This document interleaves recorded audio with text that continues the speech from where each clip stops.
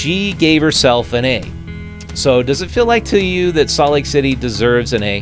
Mendenhall says, our downtown has recovered better than any downtown in the nation. And the biggest stars in the NBA are playing in our backyard and will have at least a $40 million economic impact. The character of this city, she says, is not created through our challenges. It's revealed. The state of the city is ready. Once an air quality advocate, always an air quality advocate. Did you know that 1 hour of operating a gas-powered lawnmower produces the same pollution as driving a state-of-the-art car 45 miles? Last year alone, we swapped out 539 gas-powered mowers in this city.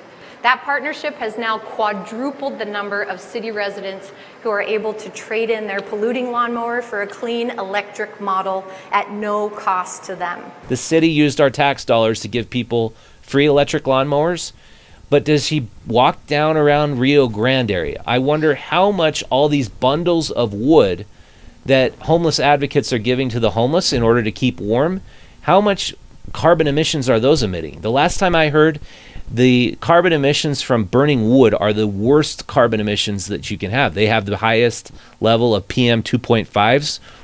There was a study put out by Utah Physicians for Clean Air, and they found that. And the only way homeless people can keep warm who are unsheltered is by burning wood. So doesn't that mitigate the whole impact of the free electric lawnmowers, Mrs. Mayor? No issue has challenged our city rather like the state's and the nation's homelessness crisis. There is no issue that I spend more time on, and for years it felt like here in our capital city we shouldered the vast majority of the state's humanitarian crisis on our own, beyond our capacity.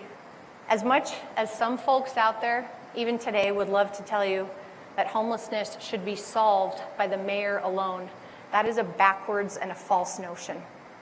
This city team is doing more than ever before to serve our neighbors who become unhoused. And together we're finally finding the way to services and housing and not the cycle of incarceration and homelessness for those with severe mental illness who live on our streets today. Homelessness is complex. It's as complex as each individual and family who experience it. So the mayor obviously does not want to take the blame for the homeless crisis we find ourselves in, and she doesn't deserve all the blame. I'm not saying that. We've been very critical of the mayor's policy because the abatements are making the homeless stay on the streets. If you're a homeless person and you have all your crap with you and you have a tent and you have a sleeping bag and your stuff, and you can never leave that stuff and you can never go and get a job, how are you going to get off the streets? How are you going to do it? It's impossible. You can't get off the streets if you are on the streets and you can't have your stuff be saved. So she did not say a word about a sanctioned campground. The director of the Magnolia Apartments said to him, everybody here is on drugs. Everybody in those apartments. Lots of people here are mentally ill. They're getting no help. That is the problem. And the mayor went on to point out how the best thing happening for the homeless right now is that they are slowly moving forward with the tiny home village. The Other Side Village is starting to now do an environmental impact study. Why can't they just break ground? I mean, what is all of these hoops they gotta jump through? It's been now 2 years since that project was initiated, and we need tiny home villages all along the Wasatch Front. We should not be intimidated because we have approximately 400 individuals in our county, 700 in our state, who don't fit into the shelter system. That is compared to more than 1,000 people in Idaho and 170,000 in California. We have 700.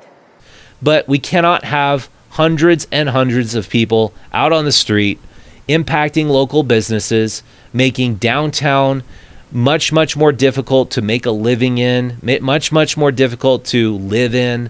And that is the number one most important issue that our city faces. The mayor, obviously, she spends a lot of time thinking about it. I would suggest, Mrs. Mayor, stop thinking about it. Go talk to the people on the street. Like, I don't know, if you had your security detail with you, you could go up to homeless people and say, hey, what can we do to help you get off the street?